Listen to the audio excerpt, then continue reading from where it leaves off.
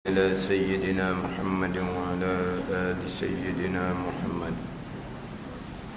أعوذ بالله من الشيطان الرجيم. بسم الله الرحمن الرحيم. الحمد لله رب العالمين، والصلاة والسلام على سيد المرسلين وعلى آله وصحبه أجمعين. رب اشرح لي صدري ويسر لي أمري. Ada yang dihisab ataupun yang tidak dihisab, dibangkitkan kembali dan dihimpun di mahsyar. Sama ada yang akan menerima pembalasan manusia dan jin, begitu juga yang tidak terima pembalasan, umpamanya binatang-binatang yang akhirnya akan dihancurkan oleh Allah Subhanahu wa ta'ala. Setengah pandangan mengatakan bahawa yang dibangkitkan kembali adalah mereka yang menerima pembalasan daripada kalangan jin dan juga kalangan manusia. Setengah pandangan tidak, termasuk binatang-binatang pun dibangkitkan kembali, yang mana kalaulah binatang ni dizalimi pada masa hidup, binatang ni akan akan dakwa kita di padang mahsyar. Tapi binatang ni akhirnya dihancurkan oleh Allah Subhanahu wa ta'ala. Termasuk yang dikembali dan yang dibangkitkan kembali adalah guguran yang telah ditiupkan roh. Walaupun belum cukup 6 bulan sekalipun, sebab dia panggil guguran-guguran ni yang tak cukup 6 bulan lah baru panggil guguran. Adapun selepas daripada 6 bulan, kita tidak panggil guguran, tapi orang kita ni panggil guguran juga. Hak 8 bulan pun panggil guguran. Dia kalau panggil guguran ni yang tak cukup 6 bulan, apa panggil guguran. Bila cukup 6 bulan tak panggil guguran, itu beranak biasa dah tu. Yang mana hak cukup 6 bulan tadi ni keluar dalam keadaan sudah matilah, kita kata jenazahnya macam jenazah kita semualah. Jenazahnya diuruskan sebagaimana jenazah kita ni semua. Apabila lahir cukup 6 bulan. Jadi yang panggil guguran adalah yang tak cukup 6 bulan, tu panggil guguran. Ke mana? Tahu? 7 bulan ke 8 bulan ke guguran dia kata. Gitu dah. Kedok. Jelas sekarang ni mati dalam perut lah. Tapi 7 bulan 8 bulan dah. Dia panggil apa tu? Bukan panggil guguran, panggil mati dalam perut. Mati macam biasalah, macam kita orang tua ni lah. Sebab tu jenazahnya ditajhizkan, disempurnakan 4 perkara: mandi, kafan, sembahyang, ke bumi. Kalau cukup 6 bulan, walaupun tidak ada tandaan hidup sekalipun, dia cukup 6 bulan, hukumnya macam orang dewasa lain. Sebab tu tidak panggil guguran, panggil beranak tapi mati dalam perut. Tak panggil guguran. Guguran ni 6 bulan ke bawah. Jadi guguran 6 bulan ke bawah, tetapi selepas daripada ditiupkan roh. Selepas daripada ditiupkan roh. Selepas dia ditiupkan roh. Kalaulah belum ditiupkan roh, maka dibangkitkan kembali sebagaimana ini jisim-jisim lain yang tidak bernyawa, dihimpun di mahsyar, kemudian dijadikan tanah. Itu je.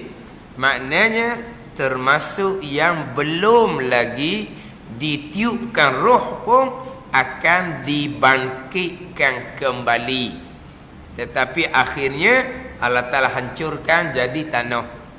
Adapun kalaulah selepas ditiupkan roh, dibangkitkan kembali, kemudian sebagaimana ahli-ahli syurga yang lain dimasukkan ke dalam syurga, dalam keadaan tubuh badan ni besar mana, tinggi mana, samalah macam orang-orang yang lain di dalam syurga, menjadi khadam di dalam syurga.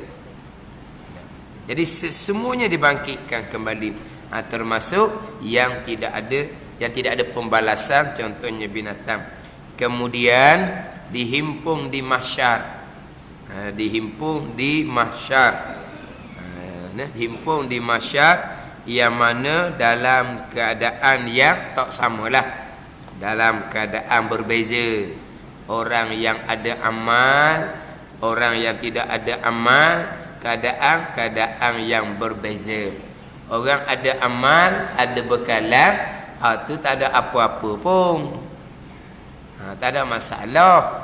Yang duduk dalam seksaan adalah orang-orang kafir, orang-orang munafik, orang-orang fasik. Ni hak duduk dalam seksaan, yang mana di mahsyar ni bahagian masing-masing. Bahagian masing-masing. Kalau kata berpeluh sampai ke peluh tu tenggelam lemah dalam peluh, dia sendiri, dia tidak membabitkan orang lain. Ni bahagian masing-masing. Kemudian pula tempoh berhimpun ni, kata setengah 1000 tahun, kata setengah 50,000 tahun. Pada Quran tu fi yaumin kana miqdaruhu alfasanatin mimma ta'udun tu. Satu ayat yang lain pula,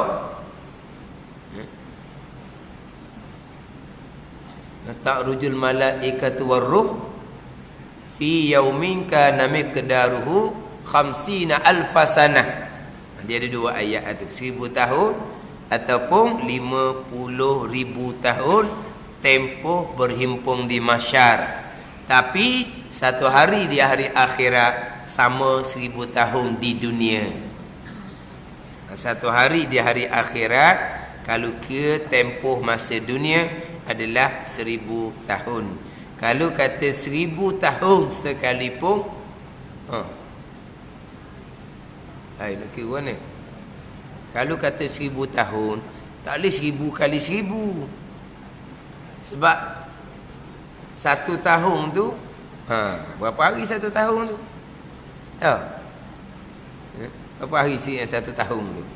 Maknanya juta-juta tak lah kira tu. Tak cukup kosong lah jawapan dia. Tak cukup kosong. Himpun di mahsyar tu lama. Akhirnya Allah Ta'ala ilhamkan, capok di dalam hati orang-orang yang fasik, orang-orang kafir, orang-orang yang fasik ni, capok di hati dianya, nak supaya Allah Ta'ala kiralah, diberi ilham supaya kira. Jadi nak supaya Tuhan kira ni, kena cari Nabi lah. Tak boleh minta direct dengan Allah, ni Tuhan capok. Yelah di pada mahsyar ni matahari sejengkal. Setengah pan mengatakan matahari 4 jari sahaja dengan kepala. Ini di mahsyar dalam keadaan masa yang begitu lama. Sebab itulah kita ni atas dunia yang sementara, sekejap sangat-sangatnya. Dak padang kitanya. Dak padang nak tanggung pembalasan. Tak kira neraka lagi, tu kira mahsyar. Tapi kalau nak kira barzah pun tak padam dah. Barzah pun tak padam dah. Sebab alam barzah ni lebih lama daripada alam dunia. Sama ada mati pada masa Nabi Adam AS ataupun mati qiyamah. Ini alam barzah lebih lama daripada alam dunia. Ada orang cerita, dia kata mujur kalau mati di akhir dunia. Nak banding dengan orang mati pada masa Nabi Adam tu, Allah lamanya mereka. Tapi kita mati di akhir dunia ni mujur. Sebab sekejap je. Sama sahaja. Sama ada mati pada masa Nabi Adam AS ataupun mati kiamah tu sendiri, sama sahaja. Di alam lain, dia kata kalau mati di akhir zaman, maknanya barzahnya tak lama. Ada kau ceramah gitu, sama. Nah. Bahkan alam dunia laginya, alam dunia, khatimah kesudahan nak mati tu alam dunia. Sama ada dia nak mati tu hak nazak lama, ataupun hak jenis mati sekelip mata tu. Contohnya orang hak jatuh kapal terbang tu. Hak jatuh kapal terbang kan, dia gitu. Dia tak sama macam aksiden kereta. Aksiden kereta tu nazak dulu. Tahu? Aksiden kereta tu kan, dia tak mati selalu tu, dia nazak dulu. Kalau hak jenis kapal terbang, hak jenis dung tu, sekelip mata lah hancur. Jadi khatimah kesudahan dia tu tak ada cubaan lah. Dak, sama je. Tapi kalau kira tu alam dunia tu, masa nak mati tu fitnah, masa nak mati tu, itu masa lagi alam dunia. Alam dunia pun sama antara orang hak mati nazak lalu mati dianya, dengan orang hak contoh jatuh kapal terbang tadi, sama je. Maknanya orang hak netuk kapal terbang tu, dia akan menghadapi fitnah dekat nak mati, sama dengan orang mati dalam keadaan nazak atas katil tu. Sama je. Walaupun alam dunia sekalipun. Ialah walaupun alam dunia sekalipun, dia macam kita katalah, alam sedar dengan alam tidur. Alam alam sedar dengan alam tak sedar, koma atas dunia, tapi tak sama. Tak sama. Kita hak sedar ni lamalah dia koma. Dia koma, dia kata semalamang je. Itu sama-sama alam dunia tu. Cuma alam sedar dengan alam tak sedar gitu je lah. Ni alam dunia dengan alam barzah, alam lain-lain. Mana walaupun mati akhir zaman sekalipun, alam barzahnya adalah sama sahaja. Jadi di mahsyar ni, dalam keadaan seksaan bagi mereka yang kafir, bagi mereka yang fasik, Allah Ta'ala pun capok ilham nak cari rasul, supaya rasul minta dengan Allah Subhanahu wa ta'ala supaya dibicarakan,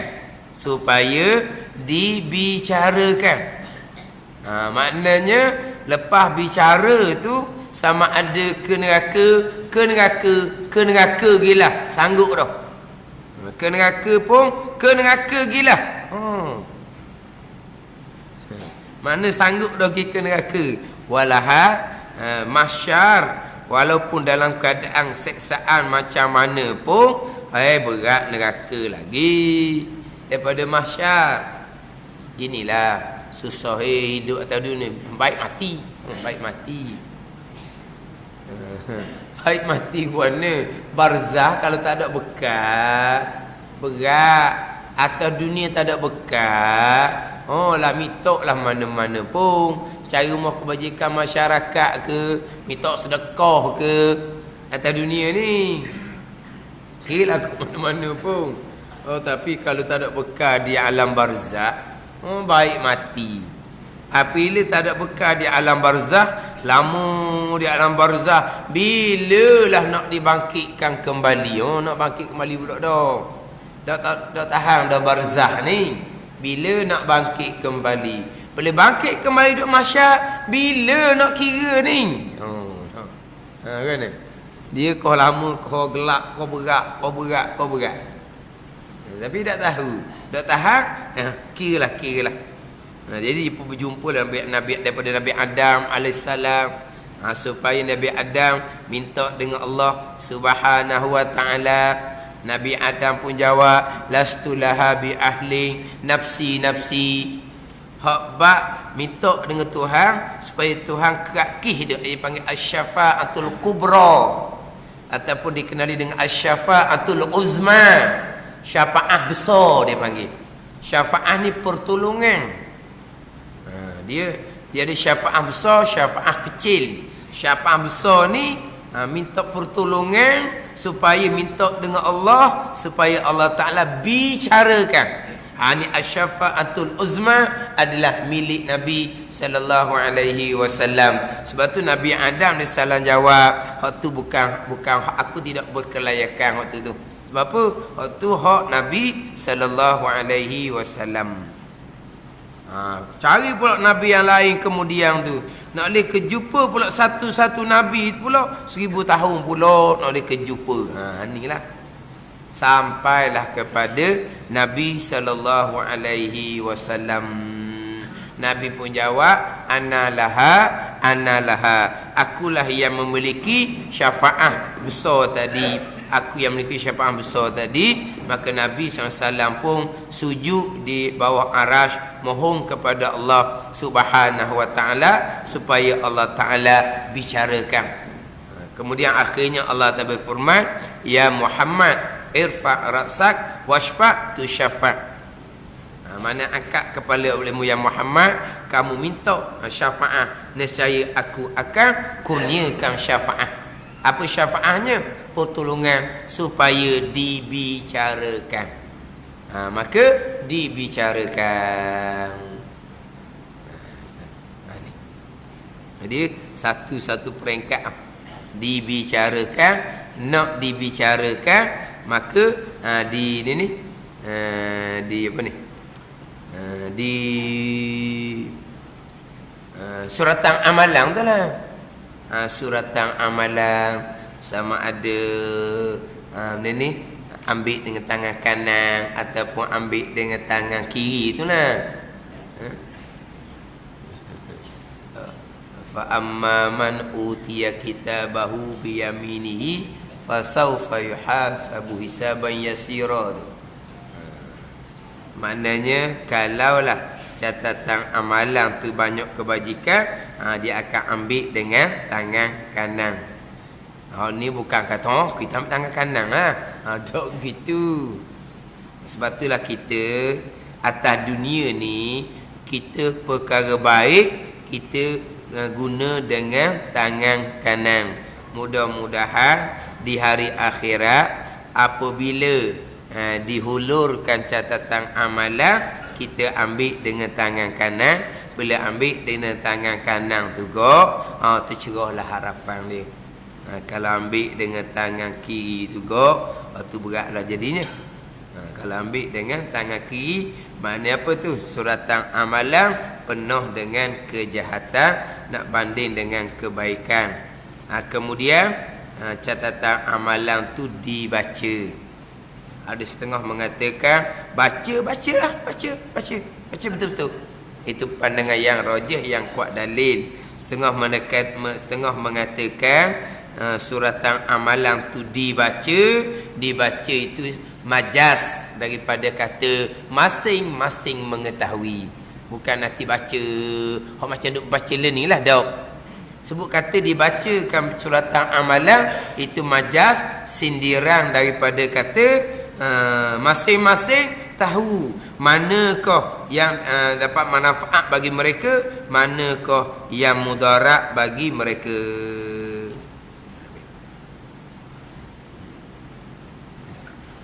Kemudian yang mana yang terima suratan amalan ni, mereka yang kena dibicarakan. Adapun yang masuk syurga tanpa hisab, mereka tak ada ambil suratan amalan.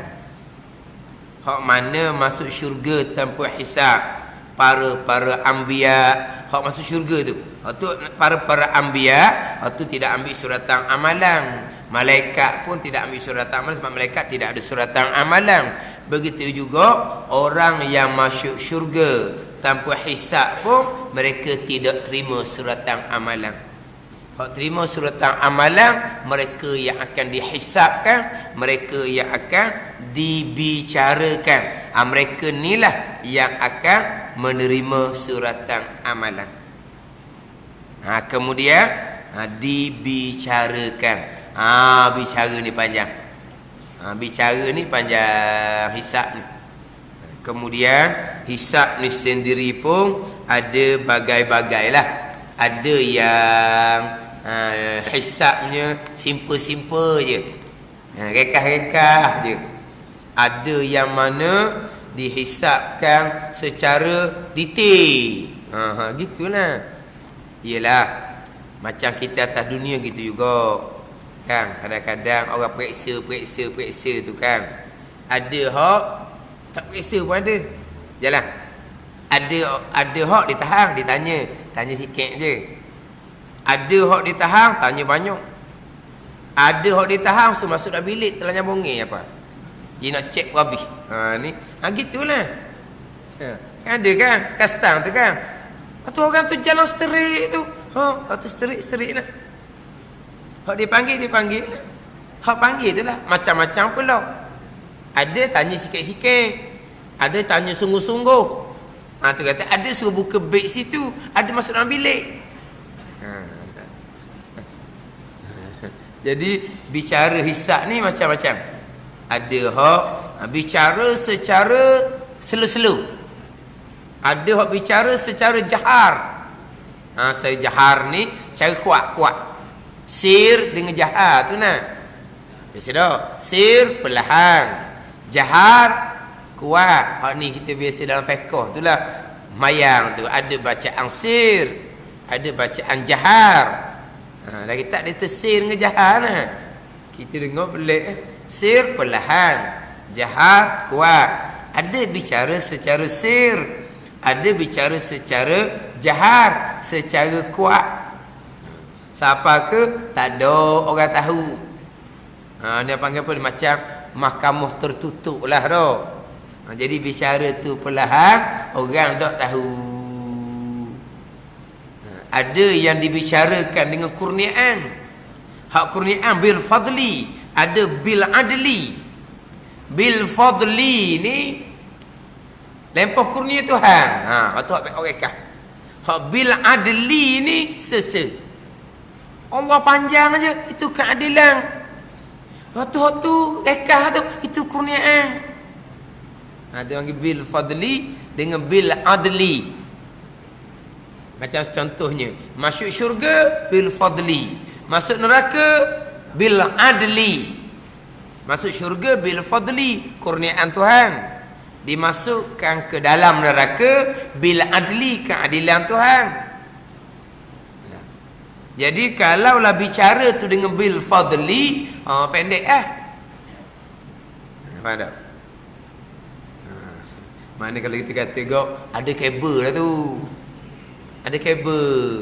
Tu mudah je lah ada kabel. Tak ada kabel kau. Lah. Tu bil adli ni kau habis sesa. Kalau tak ada kabel kau. Ada kabel mudah-mudah je. Tapi kalau satu tu bil adli, keadilan Tuhan. Yang mana kalau ke bil adli ni, semua perkara akan dibentang di mahsyar, akan dibaca, termasuk percakapan kita yang sia-sia. Kita dah cakap sia-sia tu, semuanya akan dibentang di mahsyar. Lama lah. Itu percakapan yang sia-sia. Kalau percakapan maksiat, tu nyakit lah jawapan dia. Ni hak tak dosa ni, tapi cakap kosong, semuanya akan dibentang di mahsyar. Sebab Roki Atik duk catat, kita duk buang kosong. Roki Atik duduk catat. Dibicara ni lah. Dibicara ni kalaulah kita ada buat kesalahan, akan dia ni timbul hak apa ni, ambil pahala kita, letak di dalam catatan kebajikan orang lain. Akhirnya tak ada dah pahala dosa orang lain, diletakkan, dibawa di dalam catatan kejahatan kita. Ni hak dosa dengan Adam ni. Banyak ni masa takut pada masa bicara. pada masa hisab. Mana kalau kira-kira tanpa hisab, tanpa bicara, kalau timbang selalu, mungkin timbang tu berat belah kanan. Tapi orang yang ada mizan, ada timbangan amalan, ada hisab. Orang yang tidak ada hisab, masuk syurga tanpa hisab, tidak terima surat tentang amalan dan tidak ada timbangan. Orang masuk syurga tanpa hisab, 70,000 di kalangan ummah Nabi SAW. Daripada 70,000 tu pula, seorang-seorang 70,000 pula. Daripada ummah Nabi kita yang masuk syurga tanpa hisab. Jadi masuk syurga tanpa hisab ni tidak terima suratan amalan dan tidak ada mizan. Orang yang kena hisab, diterima suratan amalan, selepas hisab dia akan dimizankan, ditimbangkan. Jadi maknanya kalaulah tanpa hisab mizan, kemungkinan banyak hak kebajikan, tapi hisab dulu ni sakit ni. Hisab dulu ni sakit. Hak dosa-dosa kita sesama kita tu, hak tu semua akan digantikan dengan pahala yang pahala ibadah yang kita lakukan. Hak ni kata jadi muflih-muflih ni, maknanya sebelum dihisapkan dia tidak muflih. Sebelum dihisapkan dia tidak muflih. Dia muflih pada masa dihisapkan. Di antaranya dosa-dosa dengan anak Adam. Macam sekarang lah, macam sekarang walaupun pilihan raya habis dah, tapi maknanya tak selesai lagi. Hak jenis umpatan, makian, fitnah tak selesai lagi. Cuma reda sedikit nak banding dengan sebelum tu, tapi tak selesai lagi. Masih lagi ada umpatan, makian, fitnah. Ni kata kena beringat lah. Kena beringat ni. Ini semua akan mahsyar belaka. Hak sebelum bulan raya so cerita hak tu. Hak tu kira kalau tengok dalam FB tu orang banyak amal belaka tu, nak bagi pahala kat orang. Ya, mudah-mudah je. Ni orang panggil apa? Kalau tak ada akhirat orang panggil. Kalau tak ada akhirat, kalau ada akhirat tambah. Dunia sekejap je. Nak pergi ke mana? Cuba tengok. Hak orang naik, hak orang duduk tinggi, bak jatuh. Jadi mana kalau jatuh? Jadi mana? Tak ada orang nak pergi dekat. Sebelum ni semua pakat junjung. Lepas tak ada apa satu, semua pakat lari. Atas dunia. Nak pergi mana atas dunia ni? Nak pergi mana atas dunia ni? Tak tunjuk lalu dah. Kena ke dia? Dah orang lain? Samalah juga. Benda tu berulang-ulang berlaku. Tapi tak ambil pengajaran. Dia naik pula, tak sedar pula. Kena pula dia kaki, gitu juga. Tu atas dunia tu ingang je tu. Atas dunia je, tak ada berat mana. Tak ada berat mana atas dunia ni. Kalau orang tu sabar kuat, reda kuat, boleh hadapi atas dunia. Tak berat mana atas dunia ni. Hak tu takutnya lepas dia mati. Tu dah urut lah tu. Atas dunia mudah je. Tapi kita boleh tengoklah macam mana orang punya pendirian. Orang ni kadang-kadang dia buat baik dengan kita, tak ikhlas-ikhlas pun. Dia bukan nak baik dengan kita pun, dia nak benda ada di kita. Ada pakat, ada duit, ada kedudukan. Orang nak tu je.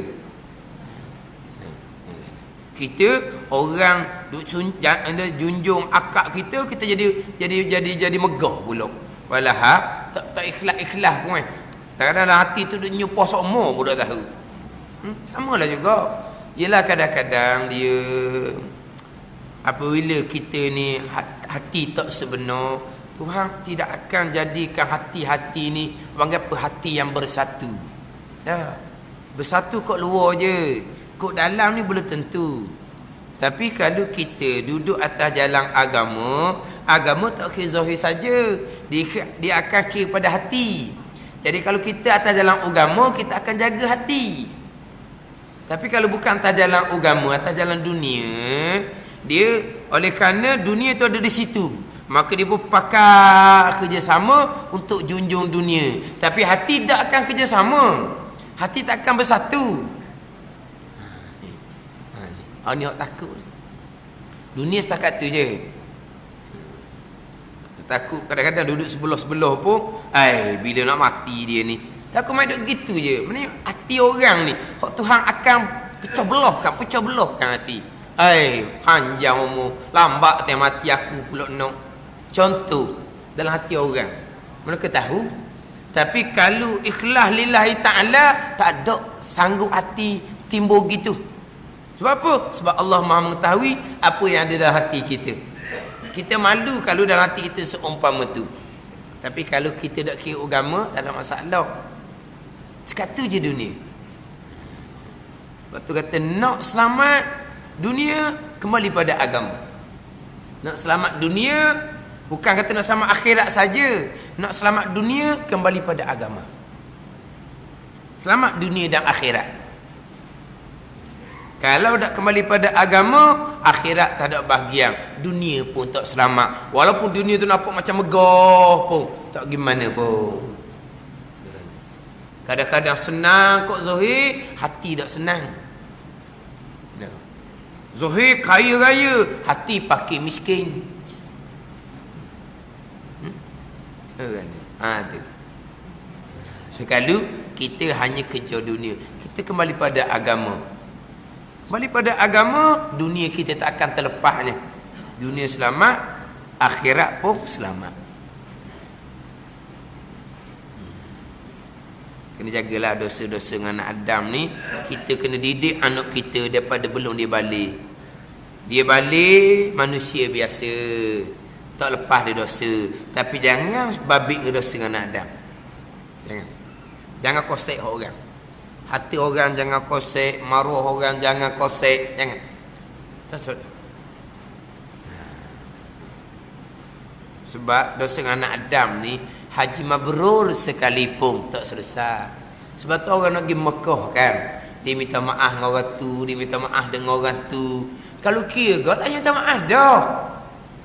Pergi Mekah, dapat haji mabrur, beres dia dosa anak Adam. Dah. Sebab tu orang nak pergi Mekah minta maaf tu, minta maaf orang ni. Di dosa anak Adam ni siapa peringkat kita nak minta maaf tak boleh, mudarat. Kita cerita kesalahan kita terdahulu dengan dia, kita cerita mung lama kening. Tunggu. Tunggu dia masuk dapur, tubik ngeparang lah jawapan dia. Jadi kita wajib minta maaf. Kesalahan dengan anak Adam, wajib minta maaf. Itu rukun taubat. Kalau tak minta maaf, tak panggil taubat. Faham tak? Kan dia ada 4 rukun taubat kalau dengan anak Adam. Wajib menyesal. Yang kedua, wajib azam di hati, tidak akan mengulangi balik. Wajib kita tekad di hati, kita tinggalkan maksiat tersebut sekarang. Wajib kena minta maaf. Itu rukun taubat. Tiba-tiba minta maaf mudarat. Syarak tidak membenarkan kita minta maaf. Lepas tu macam mana dosa kita dengan Adam? Rukun taubat tak cukup ni sebab tak minta maaf. Tergantunglah. Sebab tak cukup rukun taubat, Tuhan tidak akan ampun. Tapi syarak melarang kita minta maaf kalau minta maaf tu memudaratkan. Contohlah kita kata, dia berzina dengan isteri orang. Itu dosa dengan anak Adam. Dia kena jumpa dengan suami perempuan tu dan mengaku minta maaf. Gimana? Kalau suami dia kena angin dah, boleh ada. Suami dia kena angin dah, pergi minta maaf, royak salah sebenar, ngak-ngak mati lalu orang lelaki tu. Dah kejutan. Gimana? Mana kalau cerita, walaupun kita tak mudarat, dia pula mudarat, tak boleh cerita, tak boleh minta maaf. Kita tak mudarat lah sebab dia kenangi dah. Terlantar dah dianya, tapi mudarat dah dia. Mudarat dia tak boleh cerita, tak boleh minta maaf. Lepas tu mana? Tunggu masyarakat. Tu dah sekena Adam. Syarak suruh minta maaf, tapi kalau mudarat syarak larang. Lepas tu kalau syarak larang minta maaf, tak payah minta maaf. Dosa kita beres. Dah. Tengok. Tu dah sekena Adam. Kita nak minta maaf tetapi kawan tu mati dah. Tergantung. Kita nak minta maaf tapi kawan tu tak tahu duk mana dah. Tak tahu duk mana dah. Hidup ke mati ke tak tahu. Tergantung. Padahal kita betul-benar dah ni, kalau tahu hidup mana, kita akan pergi cari dia dan minta maaf. Tapi tak tahu dah duk mana dianya. Tergantung. Itu dosa dengan anak Adam. Hak tadi minta maaf tak boleh mudarat. Hak ni nak minta maaf tak boleh sebab dia mati dah. Ataupun tak tahu duduk mana. Lepas tu mana? Masyarakat. Hisap ni masih hisap ni. Masih hisap. Masih hisap ni kira ni. Masih hisap. Tu kata. Kalau ada akhirat, jaga molek. Cerita pada anak kita ni, dosa anak Adam mu jangan buat daripada awal lagi. Dosa direct dengan Allah, minta ampun. Allah ampun, minta ampun. Allah ampun. Tapi kalau salah Adam, kena minta maaf. Lepas tu macam mana kalau seumpama tu, ataukah kita nak mengadap pada masa hisab ni, apa? Mengadap dengan apa? Mengadap kosong gitu, apa? Dengan tak apa? Hok adap dengan tak ada persiapan, tu apa? Apa? Sadar, nyadar. Hadap dengan nyadar gitu. Itu dengan nyadar. Mana apa hadap dengan tak ada persiapan. Tak boleh lah gitu. Hadap nyadar tau. Hadap dengan nyadar jangan. Lepas tu macam mana kita nak hadap ni, nak timbul sampai masa hisab ni. Kita buat amal kebaikan. Kita buat amal kebaikan, kita hadiah pahala amal kebaikan kita kepada orang yang kita ada salah. Gitu je lah. Kita istighfar juga pada mereka yang kita ada salah. Jadi maknanya sampai pada masa hisab, dia orang ada salah dengan giam, tapi dia ada hadiah pahala kepada kamu. Jadi kalau kamu maafkan dia, pahala tu kamu dapat. Mudah-mudahan Tuhan buka hati dia, maafkan kita, kan ni nak pahala kita hadiah. Mudah-mudahan belaka tu. Mudah-mudahan Tuhan buka hati dia maafkan kita sebab kita ada dah. Ni tak nyadar dah kita ngadak ni, kita ada persiapan dah. Gitu je. Tapi maknanya mudah-mudahan. Ada. Mudah-mudahan Tuhan buka hati dia maafkan kita. Gantung atas mudah-mudahan lagi tu. Walah kita nak minta maaf tak boleh. Tapi kita banyak sedekah pahala kebajikan kepada dia. Pereh, mudah-mudahan Tuhan buka hati dia, dimaafkan kita.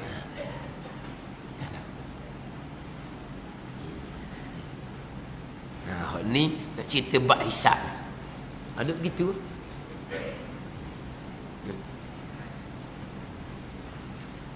Itulah kata kita nak buat gapa-gapa apa semua, kena beraluh lah. Kena beraluh. Jangan buat mudah-mudah, buat macam tak ada hukum gitu. Kita dengar buah orang, khabar berita tak tahu ya tak ya, kita sebar. Ya tak ya, kita sebar. Akhirnya fitnah. Kita dosa. Salah fitnah. Tak ada lah, kena pergi jumpa orang tu, minta maaf secara berhadapan.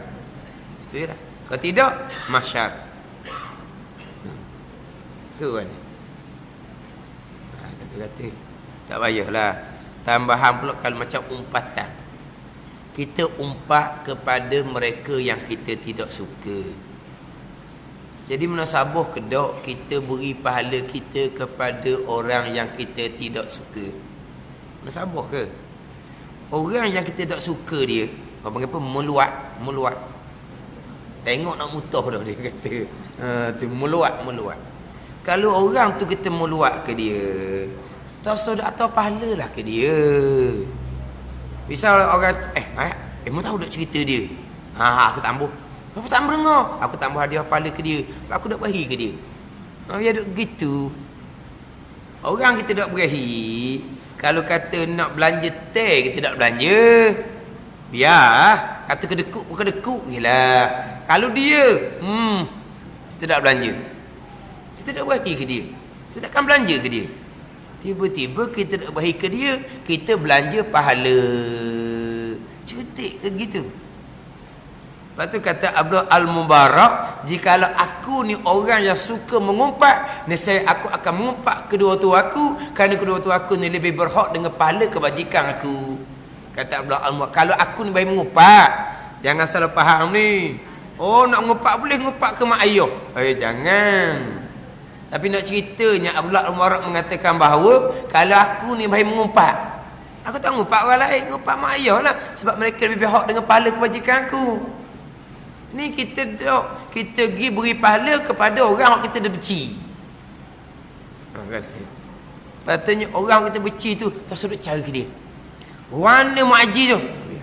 Apa gitu? Kita dah berahi. Dah berahi sedap katanya. Tak apa, dah berahi tak mau kata. Kita tahu. Hak dah berahi tu kita nak kata. Hak dah berahi tu kita nak kata, kita beri pahala kepada orang kita dah berahi. Tak cerdik orang kita. Sedap cara lah. Orang kata, itu secara.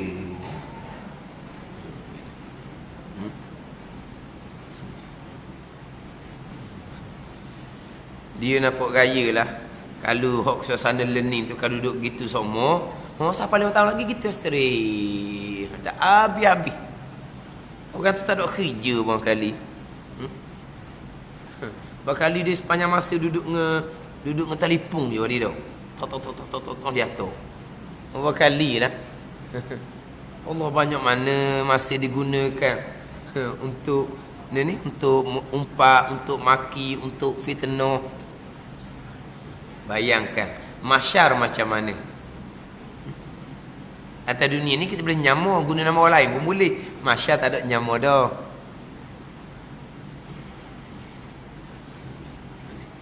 Ini semua akan dihadapi pada masa hisab. Lepas hisab pergi pula kepada mizan. Lepas mizan pembicaraan tergahau, pembicaraan ni meniti tentang sirat, syurga dan neraka. Insya-Allah lah kita sambung minggu depan. Wallahu